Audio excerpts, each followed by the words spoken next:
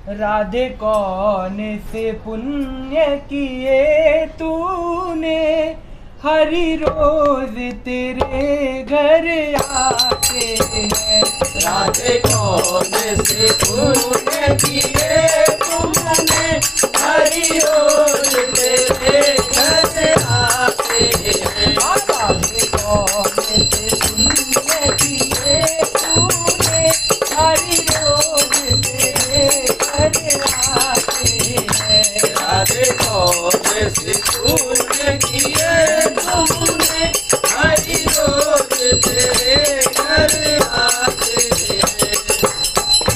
राधे जब सोला श्रृंगार करे, राधे जब सोला श्रृंगार करे, राधे जब सोला श्रृंगार करे, राधे जब सोला श्रृंगार करे, हरि दर्पण रोज दिखाते हैं। हरि दर्पण रोज दिखाते हैं। राधे कौन से पुण्य किए तूने, हरि रोज तेरे घर आते हैं। राधे कौन से पुण्य किए तुमने, हरि रोज तेरे घर आते हैं।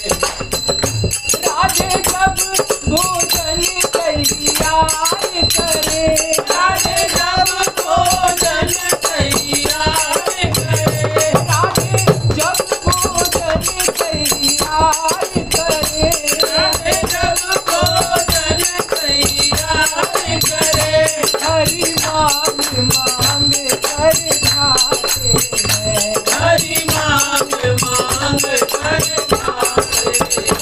राधे कौन से फूल, हरि रोज तेरे घर आते हैं। राधे कौन से पुण्य किए तूने, हरि रोज तेरे घर आते हैं।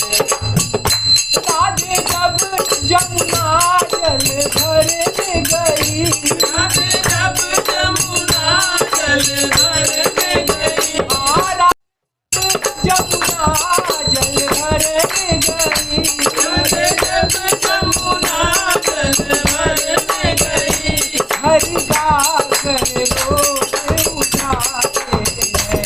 हरि गाकर रोज उठाते हैं। राधे कौन से पुण्य किए तूने, हरि रोज तेरे घर आते हैं। राधे कौन से पुण्य किए तूने, हरि रोज तेरे घर आते हैं।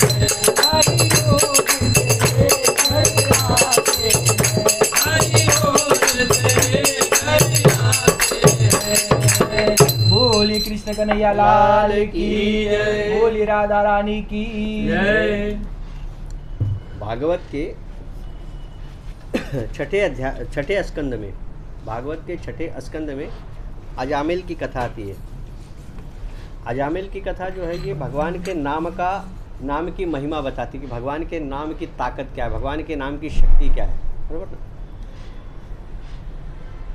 अजामिल एक कर्मकांडी ब्राह्मण थे, कन्नौज के थे। कन्नौज हम लोग लखनऊ से के इधर जाएंगे ना तो उसी में पड़ता है बीच में, बराबर। लखनऊ से पहले कानपुर के बीच में। हाँ, कन्नौज। तो कान्यकुब्ज ब्राह्मण थे ये अजामिल। प्रकांड विद्वान थे, विधि सब जानते थे। अब बढ़िया जीवन चल रहा था। एक दिन किसी के यहाँ कुछ विधि करने के लिए जा रहे थे, तो जिस जंगल से होकर गुजर रहे थे उस जंगल में इन्होंने मतलब न देखने जैसा एक दृश्य देखा। एक वैश्या को देखा उन्होंने, और उस वैश्या को देखकर इनके मन में काम जागता है। तो यहाँ तक करते कि जो भी उनको मतलब उनके पास धनराशि थी उसको देते और उसको बोलते कि तू मेरे साथ चल। उसको अपने घर पे लाया उन्होंने, बराबर। उसके साथ रहने लगे। उसके साथ रहते रहते उनको पुत्र होता है एक, बराबर। मतलब उसके साथ रहने लगे। तो उसके साथ रहते रहते मतलब वो उनकी साथ जो वैश्या रहती थी अजामिल के साथ, वो गर्भवती हो जाती है। और एक दिन क्या हुआ, अजामिल पंडित कहीं कथा करने के लिए गए थे और उनके यहाँ साधु आते। साधु आते तो गांव के लोगों को पूछते कि भैया हमारे भोजन की कहीं व्यवस्था हो सकती, गांव में कोई ब्राह्मण का घर है?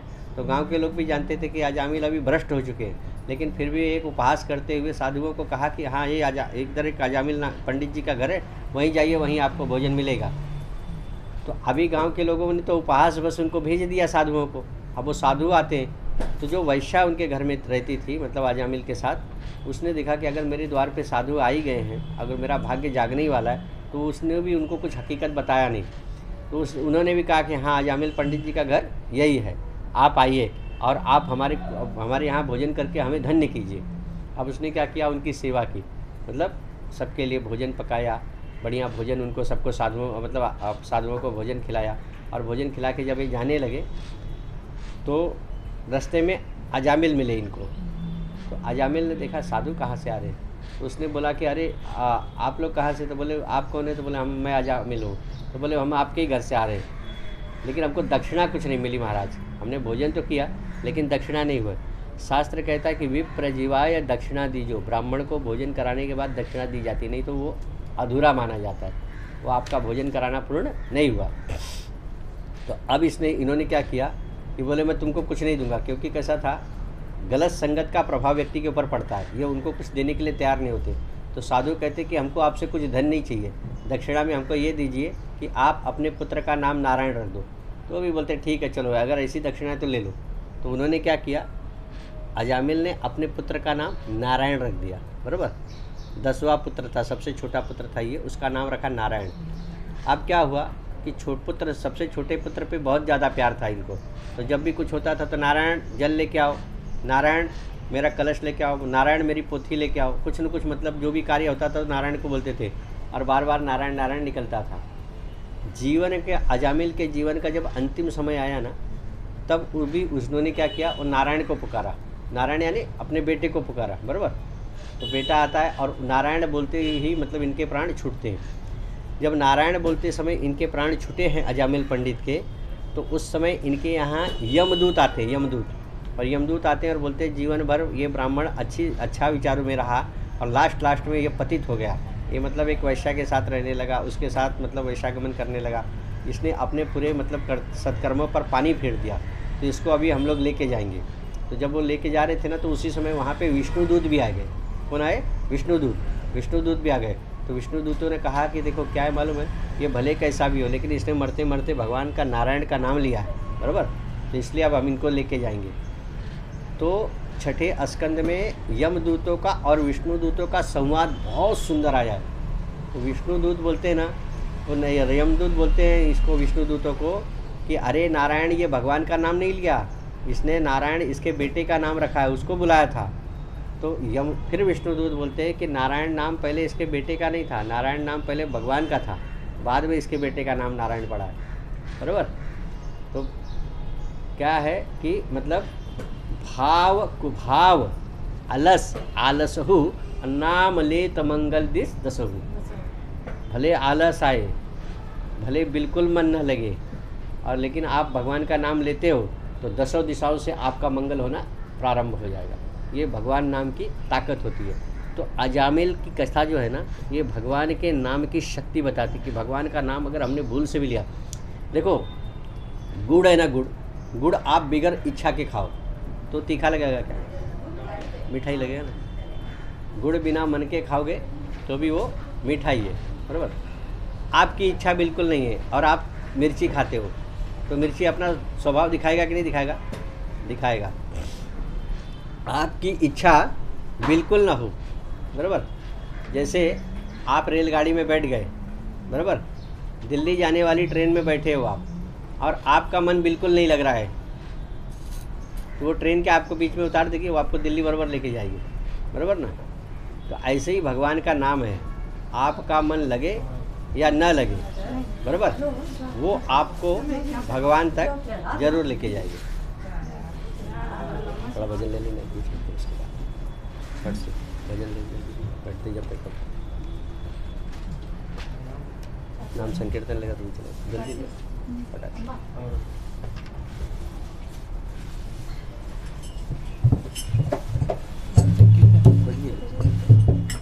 हे गोपाल राधा कृष्ण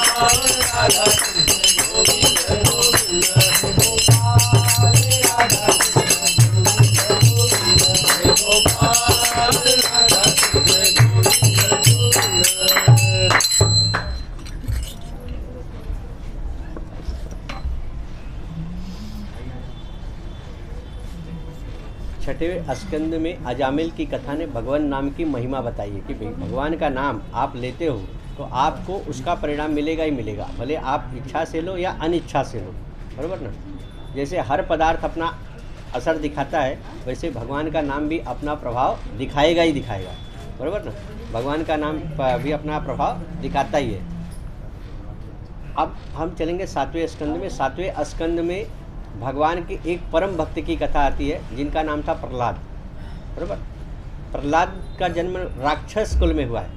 प्रहलाद के पिता थे हिरण्यकश्यपु, बराबर। उनकी माता का नाम था कयाधु, बराबर। नारद ऋषि को ये पता था कि हिरण्यकश्यप ने क्या किया था, उस समय उसके राज्य में यज्ञ बंद करा दिए। ब्राह्मणों को कोई भी सत्कर्म नहीं करने देता था। उसका एक ही कहना था कि अहम ईश्वरो अहम भोगी सिद्धो हम बलवान सुखी, मैं ही राजा, मैं ही भगवान हूँ, मेरा ही नाम सब जाप करो और मुझसे ही कल्याण होगा। भगवान आपको लाके राशन नहीं देने वाला, भगवान आपको कुछ करने वाला नहीं, जो करता हूँ मैं करता हूँ, मैं आपका राजा हूँ और मैं ही यहाँ का भगवान हूँ, बराबर। ये राक्षसों का स्वभाव होता है, उनको लगता है कि मैं ही सर्वस्व हूँ। राक्षस मतलब कौन, जिसको ये लगता है कि मैं मेरी शक्ति से चल रहा हूँ और समाज मेरी शक्ति से चल रहा है और सब मेरा दिया हुआ ही खाते हैं। जिसके मन में ये विचार है वो सब क्या है, हिरण्यकश्यप ही है, बराबर ना। वो सब क्या है, हिरण्यकश्यप ही है। हिरण्यकश्यप के मतलब त्रास से जब सारे देवता त्रस्त हो गए तो सारे देवताओं ने भगवान को मतलब प्रार्थना की है, बराबर। तो भगवान ने कहा है कि इसका समय अभी थोड़ा बाकी है, इसके पाप अभी पूरा हुआ नहीं है, तो इनके घर में एक मतलब भक्त जन्म लेगा और इनके पुत्र के मतलब ये इनका पुत्र जो है वही इनकी मृत्यु का कारण बनेगा, बराबर। तो वहाँ पे क्या हुआ है कि भगवान नारद को जब पता चलता है कि कयाधु गर्भवती हुई है, कयाधु गर्भवती होती है, तो वो समझ जाते हैं कि अब इस पर संस्कारों की बहुत आवश्यकता है। तो कयाधु को नारद ऋषि हिरण्यकश्यप के पास आते हैं, बोलते हैं देखो क्या है, आप तो शक्तिशाली हो, आप शक्तिशाली हो, देवता आपका सामना नहीं कर सकते, बराबर। लेकिन आपकी पत्नी कयाधु गर्भवती है, कहीं देवताओं ने उसका हरण कर लिया तो, या किसी देवता ने उनके ऊपर किसी प्रकार का शस्त्र चला दिया तो एक काम करता हूँ, इनको मैं अपने साथ लेके जाता हूँ, मेरे पास रहेंगी तो सेफ रहेंगी मेरे आश्रम में, बराबर। वहाँ सुरक्षित रहेंगी, आपको कोई चिंता भी नहीं रहेगी, आप अपना राज्य कीजिए। तो हिरण्यकश्यप को लगता है कि हाँ ऋषि आप एकदम सही कह रहे हो। तो नारद ऋषि क्या करते, कयाधु को लेके, हिरण्यकश्यप की पत्नी कयाधु को लेके अपने आश्रम में चले जाते।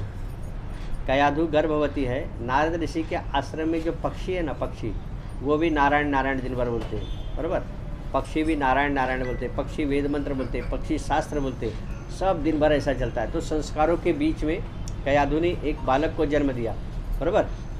तो जिसके आने से समस्त सृष्टि में आह्लाद छा गया, आनंद छा गया, उसका नाम क्या हुआ, प्रहलाद, ठीक है। उनका नाम क्या हुआ, प्रहलाद। तो बाद में जब उनका जन्म होता है तो ला के मतलब इधर दे देते हैं इनके पास, बराबर। हिरण्यकश्यप के पास दिया गया। तो वो कैसा था कि होनहार विरवान के होते चिकने पात, जो तेजस्वी लोग होते ना वो बचपन से ही उनका तेज उनके चेहरे पे निखार मतलब दिखता है। तो वो बचपन से ही नारायण नारायण बोलता था। तो हिरण्यकश्यप को क्रोध आता है कि ये तो मेरे शत्रु का नाम ले रहा है। तो कयाधु बोलती है कि स्वामी ये छोटा है, अभी नारद ऋषि के आश्रम से आया है, वहाँ के संस्कार इसके ऊपर है, धीरे धीरे मतलब ये भूल जाएगा। तो फिर क्या होता है, ये थोड़ा बड़ा होता है, 5-6 साल के हुए तो फिर भी वही नारायण नारायण ही बोलते थे। तो इन्होंने क्या किया, दैत्यों के गुरु थे शुक्राचार्य, दैत्य गुरु शुक्राचार्य, उनके 2 बेटे थे शुंड और अमर। वो क्या थे, यूनिवर्सिटी के चांसलर थे। उस समय जो विश्वविद्यालय चलते थे उसके कुलपति थे, मतलब उसके हेड थे शुंड और अमर। तो हिरण्यकश्यप ने क्या कहा कि आप इसको लेके जाइए और इसको राक्षसी विद्या दीजिए, इसको राक्षस बना के लेके आइए। ये संसार का पहला पिता जो अपने बच्चों को बोल रहा है कि राक्षस बना के लेके आइए, क्योंकि खुद राक्षस है, बराबर ना। नहीं तो ऐसा कोई बोलता है, सब बोलते हैं कि हमारे बच्चों को संस्कारी बनाइए, हमारे बच्चों को कुछ अच्छा सिखाइए। तो वो दोनों भी बोलते हैं अरे आप एकदम चिंता मत कीजिए, हमारे विद्यालय में जितने पढ़ते सब राक्षसी बन के निकलते, क्योंकि अपने यहाँ अपने राज्य में उसी की ज़रूरत है, हमारे राज्य में सत्पुरुषों की आवश्यकता नहीं है। और सारी प्रजा जो थी ना वो हिरण्यकश्यप के मतलब आक्रोश से भयभीत रहती थी, उसके क्रोध से डरते रहती थी, इसलिए कोई भी हिरण्यकश्यप का विरोध करता नहीं था। कोई घर में भी मतलब कड़ी बंद करके भी भगवान का नाम नहीं लेता था, इतना उसकी मतलब दहशत थी वहाँ पे, इतना उसका मतलब प्रभाव था हिरण्यकश्यप का। तो प्रहलाद जब शुंड और अमर के यूनिवर्सिटी में जाते हैं, मतलब वहाँ पर जब पढ़ने जाते हैं उनके विद्यालय में, तो वो लोग क्या प्रहलाद को बदले, प्रहलाद ने वहाँ जितने बच्चे थे सबको बता दिया कि भगवान नारायण ही हमारा जीवन चलाते हैं, मेरे पिता भगवान नहीं है, मेरे पिताजी राजा हैं खाली, लेकिन हम लोगों का जीवन कौन चलाते? भगवान। सूर्य को सुबह कौन लाता है? भगवान। रात को अस्त कौन करते? भगवान। ये आकाश में लाखों जो तारे हैं, सूर्य है, चंद्र है, सब जो गतिमान है, इनको गतिमान करने वाला कौन है? भगवान परमात्मा। बराबर। हमको नींद देने वाला, हमको जगाने वाला, हमारा खाया पचाने वाला, मतलब हमारे जीवन की समस्त क्रियाएं जो है वो सब कौन करता है? भगवान परमात्मा। बारिश भगवान देता है, धूप भगवान देता है, बराबर। ये सब कुछ भगवान परमात्मा की कृपा से होता है। तो मेरे पिता भगवान नहीं है, नारायण भगवान है, बराबर। और उनकी कृपा से हम सबका जीवन चल रहा है। सबको मतलब जगत में लाने वाले भी भगवान नारायण है और जगत से ले जाने वाले भी भगवान नारायण है। तो प्रहलाद ने बचपन से ही बच्चों को इतने सात्विक विचार दिए, इतने अच्छा ज्ञान दिया ना कि सारे बच्चों को लगा कि अरे अब तक तो हमको इतना अच्छा सिखाने वाला कोई मिला ही नहीं, बराबर। तो सारे बच्चों ने क्या किया, अब वो शुंड और अमर की बात ना मानकर, उस विद्यालय में जितने मतलब शिक्षक पढ़ाते थे उनकी बात ना मानकर सबने प्रहलाद के साथ मतलब रहना शुरू कर दिया। और सब प्रहलाद के पीछे मतलब भजन गाने लगे, सब नारायण नारायण का घोष करने लगे। तो शुंड और अमर को मतलब क्रोध आता है और वो दोनों मतलब हिरण्यकश्यप के पास आते हैं, बोलते हैं कि महाराज आपके पुत्र ने, आपका पुत्र तो नहीं बदला, लेकिन उसने आते ही हमारे विद्यालय में जितने विद्यार्थी पढ़ते थे उन सबको आपके खिलाफ भर दिया, सबको नारायण नारायण की विद्या दे दी, सब नारायण नारायण पर जपते रहते हैं। तो हिरण्यकश्यप को बहुत क्रोध आता है। तो हिरण्यकश्यप ने क्या किया कि उनके राज्य में एक महावत था, महावत को बोला कि कल अपने हाथी को मद पिलाना, शराब पिलाना, बराबर। शराब पिला के लेके आओ और शराब के मतलब उस हाथी के पैरों के नीचे हम प्रहलाद को कुचलवा देंगे। तो जब वो लेके आते हैं ना, तो महावत की लड़की बोलती है ना कि पिताजी आप किसको कुचलने जा रहे हो? प्रहलाद को। प्रहलाद ने तो हमको सच्चा ज्ञान दिया है, उसने तो हमको बताया कि भगवान कौन है, बराबर। भगवान कौन है और भगवान की शक्ति से कैसे राज्य चलता है। राजा की दहशत में बुरा जीवन जी कर मतलब राक्षसी जीवन जीने से अच्छा है कि प्रहलाद के साथ मतलब कुछ क्षण अच्छे से गुजारे जाए। तो जब वो महावत की एक ही लड़की थी और महावत की लड़की ने जब अपने पिता का विरोध किया कि आप प्रहलाद के साथ गलत करने जा रहे हो, तो महावत बोला लेकिन बेटी अगर हम ऐसा नहीं करेंगे तो राजा हमको राज्य में रहने नहीं देगा। तो बोले रहने की ज़रूरत क्या है, हम रात को ही चलते हैं यहाँ से। तो वो लोग वहाँ से चले गए। मतलब कहने का तात्पर्य ये है कि हाथी जो है वो प्रहलाद को कुचलता नहीं है। उसके बाद उसको यहाँ से फेंका जाता है, पहाड़ से फेंका जाता है, तरह तरह की यात्राएं दी जाती है प्रहलाद को, सिर्फ इसलिए कि वो नारायण बोलना छोड़ दे और अपने पिता को भगवान मानना स्वीकार कर दे। लेकिन प्रहलाद ने उस चीज़ को स्वीकार नहीं किया, बराबर ना। अंत में हम सबको पता है कि होलिका को बुलाया जाता है। होलिका जो थी उसको एक ऐसा वरदान था कि अग्नि उसको नहीं जलाएगी, अग्नि उसको नहीं जलाएगी, बराबर। तो उसकी गोद में भी बैठते हैं। वो अपनी बहन को बोलता है, हिरण्यकश्यप की बहन थी होलिका, होलिका को बोलते हैं कि तुम अपनी गोद में मतलब प्रहलाद को लेके बैठो और अग्नि इसको जला देगी और तुम मतलब बच जाओगे। तो जब ये बैठते हैं ना, तो उस समय देखो हमारे यहाँ एक परंपरा है कि जितने लोग थे ना सब क्या करते, रात को पूजा की थाली लेके आते होलिका के पास, बराबर। और मतलब होलिका जहाँ लगाई जाती है वहाँ पे सब आते पूजा करने और सब भगवान से यही प्रार्थना करते कि भगवान परमात्मा आप कौन हो ये हमको नहीं पता था, प्रहलाद ने हमारे जीवन में ज्ञान की ज्योत जगाई है, बराबर, भक्ति बताया है हमको, तो आप ऐसा कीजिए कि प्रहलाद बच जाए। सब ने तो क्या होता है, संगे शक्ति कलयुग है। जब संग में कुछ मतलब कोई प्रार्थना की जाती है ना, तो उसका प्रभाव उसको ईश्वर भगवान परमात्मा जल्दी सुनते। तो भगवान ने क्या किया, वहाँ पर होलिका जल गई है और प्रहलाद वहाँ पर बच गए, बराबर। फिर उसको क्रोध आता है हिरण्यकश्यप को कि ऐसा कैसे हो गया, मेरी बहन को तो वरदान प्राप्त था कि अग्नि उसको नहीं जलाएगी, लेकिन ये बच गया, उल्टा हो गया, मतलब प्रहलाद बच गया और अग्नि मतलब होलिका जल गई। तो उसने क्रोध से बोला, अपने बेटे को बोला कि तू जो नारायण नारायण करता है बता तेरा नारायण कहाँ है। तो वो अपने पिता को बोलता है कि पिताजी आप प्रश्न गलत पूछ रहे हो, आप ये पूछो कि नारायण कहाँ नहीं है, बराबर। तो बोलते कहाँ है नारायण, जिस खंबे में है, तो बोलते है, बराबर। तो खंबे को क्रोध से लात मारता है, बराबर, और वहाँ से भगवान का प्राकट्य होता है, बराबर। वहाँ से भगवान नरसिंह का प्राकट्य होता है, भगवान नरसिंह का प्राकट्य होता है। और भगवान नरसिंह ने क्या किया है, मतलब हिरण्यकश्यप को मारा है। अब ये कैसा है ना, हिरण्यकश्यप ने मतलब बहुत तप किया था, तप करके ब्रह्मा से उसको वैसा वरदान प्राप्त था कि वो 12 महीने में नहीं मरेगा। जो चैत वैशाख जेठ आषाढ़ कार्तिक भादव ये सब महीने होते हैं, इसमें वो नहीं मरेगा, चैत से लेकर फागुन तक, बराबर। उसको ऐसा भगवान से वरदान प्राप्त था कि मैं 12 महीने में न मरूँ। तो भगवान ने उसके लिए एक 13वां महीना बनाया जिसको बोलते हैं अधिक मास, ठीक है, उसमें वो मरता है। फिर वो बोलता है कि मैं रात को भी नहीं मरना चाहता, मैं दिन में भी नहीं मरना चाहता। भगवान ने संध्या समय में उसको मारा है, शाम के वक्त। फिर वो बोलता है ना मैं घर में मरूँ ना बाहर मरूँ, तो भगवान ने उसको मतलब जो घर का द्वार होता है वहाँ पर मारा है। मतलब उसने जितना गूगल से सर्च करके आइडिया निकाला था कि मैं बच जाऊँगा, तो भगवान उसकी सारी आइडिया फेल कर देते हैं, बराबर ना, क्योंकि वो नारायण है, उसको सब बराबर पता है कि मुझे किसको कैसे का मतलब ये करना है, बराबर। उसके बाद ना इतने क्रोध में थे ना नरसिंह भगवान कि मतलब सब कोशिश करते कि इनको शांत किया जाए, शांत किया जाए। सब मतलब वहाँ की प्रजा मतलब भगवान की प्रार्थना करती, स्तुति करती, लेकिन भगवान शांत नहीं होते, क्योंकि हिरण्यकशिपु के ऊपर उनको इतना क्रोध आया था। भगवान का चेहरा देखो, नरसिंह भगवान का चेहरा देखो, क्रोध का ही चेहरा दिखता है उनका, ऐसा फाड़े थे उनको। क्षणिक मतलब आया, मतलब एक उसको क्षणिक अवतार बोला जाता है। कुछ क्षण के लिए भगवान आए, उसको हिरण्यकशिपु को मारा और भगवान चले गए हैं, बराबर। तो उसके बाद लक्ष्मी आती है, लेकिन लक्ष्मी से भी भगवान प्रसन्न नहीं होते। फिर बाद में प्रहलाद आता है, तो प्रहलाद को जैसे ही भगवान देखते तो तुरंत भगवान की आँख में मतलब जल आ जाता है, पानी आ जाता है, और प्रहलाद को भगवान अपनी गोद में रख लेते। तो फिर उसके बाद प्रहलाद को भगवान ने एक वचन दिया है वहाँ पे कि प्रहलाद तेरी भक्ति से मैं बहुत प्रसन्न हूँ, और मैं तुझे अब ऐसा वचन देता हूँ कि आगे से मैं तेरे खानदान में मतलब होने वाले किसी को भी मारूंगा नहीं, बराबर ना। अब तुम्हारे कुल में जो भी होगा मैं उसका किसी का वध नहीं करूँगा। ये वहाँ पर प्रहलाद को भगवान ने वचन दिया है, और उसके बाद भगवान अपने धाम को चले जाते हैं और फिर सब सुजलाम। अब ये कथा हमको क्या बताती है कि देखो, कयाधु का मतलब होता है, काया मतलब होता है शरीर, और धू मतलब होता है धू धू कर देना, यानी मतलब खत्म कर देना। जिसने अपनी काया को, जिसने अपने शरीर को भगवान के काम में लगा दिया, उसी के यहाँ प्रहलाद का जन्म होता है। भक्त का जन्म कहाँ होता है? जिसने अपने शरीर को भगवान के काम में लगाया, जिसने अपने शरीर से भगवान नाम का जप किया, जिसने भगवान का नाम लिया, बराबर, जिसके रहने से भगवान की कीर्ति बढ़ी, उसी के यहाँ भगवत मतलब भगवान का अवतार होता है। समझ में ना? उसी के यहाँ भगवान परमात्मा, भगवान के भक्तों का अवतार कहाँ होता है? जहाँ पे भगवान का काम होता है, जहाँ पे भगवान का नाम लिया जाता है, जिस घर में अच्छे संस्कार होते वहाँ पे आते है कि नहीं? एक चीज़। दूसरा, और इस कथा से एक सबसे बड़ी सीखने की जैसी बात यह है ना कि प्रहलाद कैसे प्रहलाद हो गए। प्रहलाद को मतलब जब गर्भ में थे ना, तब से लेके जन्म तक उनको अच्छे संस्कार मिले हैं, बराबर ना। वो कहाँ थे? नारद ऋषि के आश्रम में थे।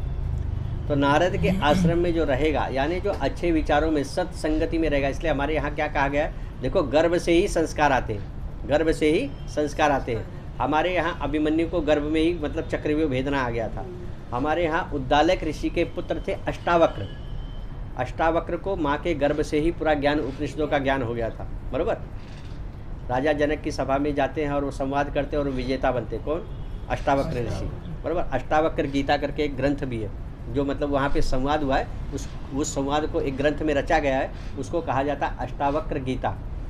कहाँ पे ज्ञान मिला उनको? माँ के गर्भ में। प्रहलाद को अच्छे संस्कार कहाँ मिले? माँ के गर्भ में। अब ये बातें क्या बताते हैं कि हमारे भी घर में अगर कोई गर्भ मतलब कोई स्त्री गर्भवती है तो उसको अच्छी अच्छी बातें सुनाओ। घर में अच्छे मतलब भगवान श्री कृष्ण के चित्र लगाओ, भगवान राम के चित्र लगाओ, बराबर, सुंदर सुंदर चित्र लगाओ देवताओं के, अच्छे अच्छे ग्रंथ बताओ, अच्छी अच्छी बातें सिखाओ, अच्छा भजन करो, तब उस घर में मतलब अच्छे बालक का जन्म होगा। अभी होता क्या है? गर्भवती है, टाइम पास हो नहीं रहा है, टीवी लगा लिया है, उस पर सब खराब गाने चल रहे हैं, सब खराब मतलब वातावरण घर का एकदम दूषित हो चुका है। फिर वो मोबाइल आ गया, अभी उससे भी 2 कदम आगे, टीवी से भी आगे, कि जो चाहिए वो देखो, उसमें तो रिमोट बदलना पड़ता है, इसमें फटाफट सब हो रहा है, बराबर।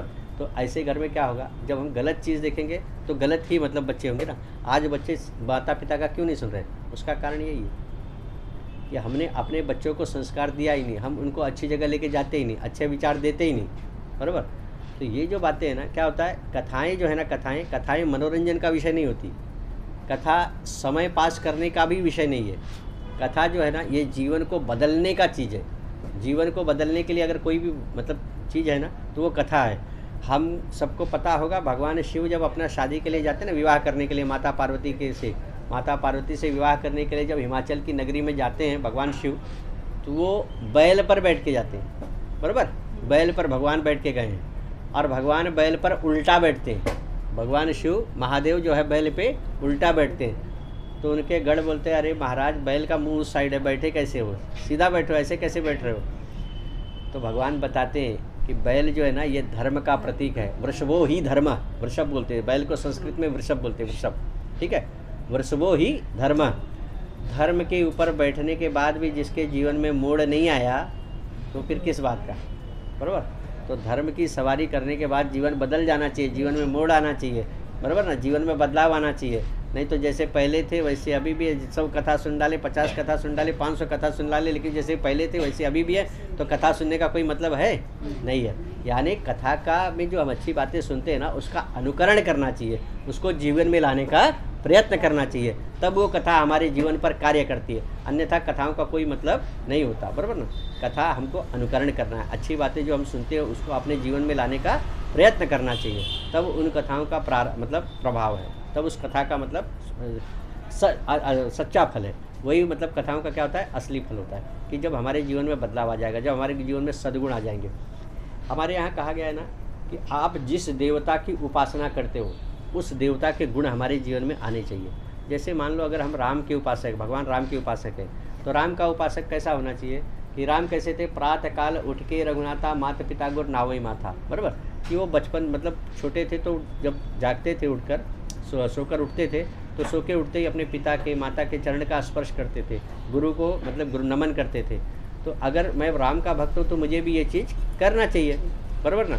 मैं खाली बस रामायण पढ़ रहा हूँ और आचरण में मेरे एक भी नहीं है, तो वो रामायण पढ़ने का मुझे मतलब कोई सार नहीं है, बराबर ना। कथाओं का फल यही है कि हमारे जीवन में बदलाव आना चाहिए। हम थोड़ा देर हरिनाम गाएंगे, फिर आगे की कथा।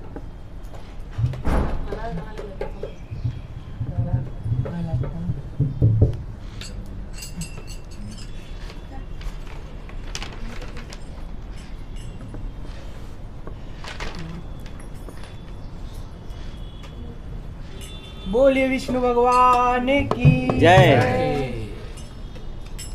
है विश्वास की ना टूटेगा मेरा ये विश्वास, है विश्वास की ना टूटेगा मेरा ये विश्वास। सदा रहे हैं सदा रहेंगे श्री विष्णु मेरे पास। हरि बोल बोल बोल हरि बोल बोल बोल हरि बोल बोल बोल हरि बोल बोल हरि बोल बोल बोल हरि बोल बोल बोल हरि बोल। है विश्वास की ना टूटेगा